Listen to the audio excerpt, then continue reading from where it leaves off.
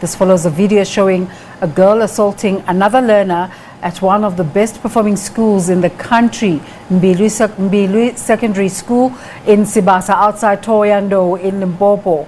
Our SABC News reporter Mbilwi is at the school. We're now close to her live for the latest on this story. Pimani, what's happening where you are?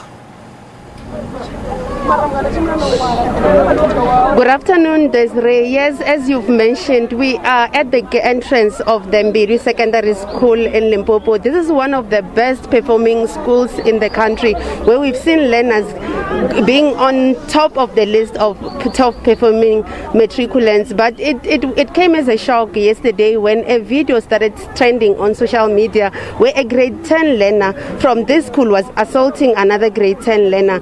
This assault was very painful because how it seemed on the video, I've seen the video and many have seen the video, it seemed like the assaulter was unprovoked and she just went into the learner and started beating her up, and the other learner never responded or beat her back.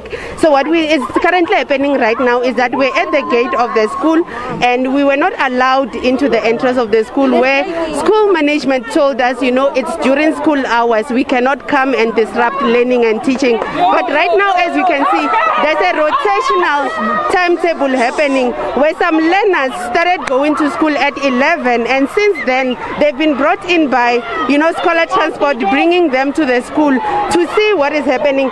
And you know, as you can see behind me, there's a lot of commotion happening at the school. This is like the second wave of commotion, where the first I don't even know if you can hear me at all, but these learners are chanting that there should be justice for Lufuno, where we learned that last night after the incident, the little girl who was in grade 11 went to a home and ended up committing suicide. At this point, we are not sure how the suicide happened, but all we know is that she committed suicide. We've not had any confirmation from either the Provincial Education Department or the police about whether this suicide happened or not. Desiree, I was hoping that we could speak to some of the learners about this incident, but as you can see now, we are in a very unruly situation. I hope you'll be able to come back to us later on, where we can speak about this issue in a responsible way.